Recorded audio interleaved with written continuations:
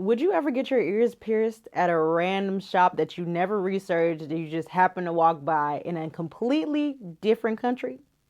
Would you do that? Okay, maybe I'm just insane because I did that. Let me paint the scenario.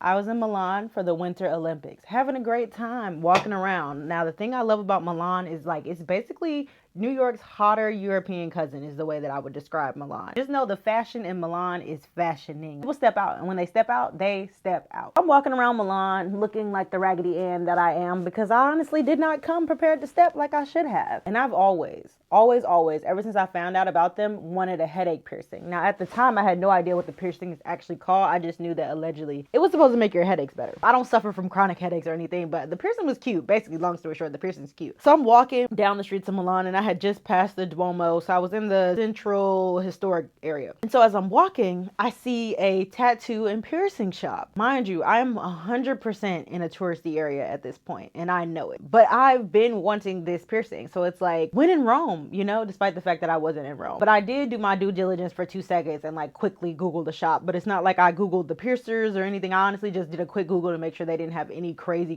reviews. And then I walked my ass in that store. Now, the thing is, I walked in there with the intention of recording the process because I mean, I'm doing this for the plot, but like, I got to get something out of it. You know what I mean? So I walked in and the gentlemen in there were very nice. Only one of them actually spoke English. I remember as soon as I walked in, one of them asked me how I was doing in English, and I replied, "Oh, I'm well. How are you?" That man looked at me like I had 3 heads. And then they're like, "Oh, he doesn't speak English." So I'm like, well, then why he?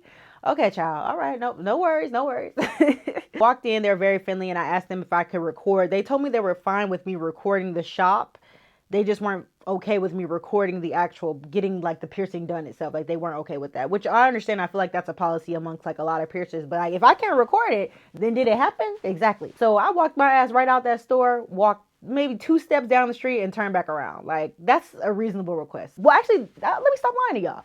They told me that I could record myself getting the piercing, but I couldn't post it. And I was like, well, then what's the point? I walked back in and I ended up agreeing. Because basically, I just post everything except for me actually getting the piercing done, which is fine. Vibes in the shop are really cool. The aesthetic was like kind of neon and purpley. And purple is my favorite color. So I was so here for it. Like I thought the shop vibes were so cute. And the staff in there were really nice. They had a lot of questions about like where I was from and, you know, kind of like what I was doing here, which I totally understand because like, girl, what is this black girl doing walking in here trying to get a piercing? The process was very seamless. He had me lay down and then he marked my ear for where I wanted it to be pierced, and then he had me look at it. And the crazy thing is I couldn't really see, child. I never thought about it, but when you get a Daith piercing, which is what it's actually called, you can't see it. You literally can't see it because if you turn your head like this trying to look at it, you still can't see it. You can't see inside of your ear. So that's something I never really thought about. So if you're looking at that piercing, just be prepared to know that like other people will see it, but you won't. He asked me if I liked the spot. I was like, I don't know. Honestly, I can't even really see. So I trust the process. It was super quick. On a scale of like 1 to 10 for pain, I'll probably give it like a 4. It really wasn't a painful process. Nothing hurt worse than getting my back dermals pierced. Oh my God.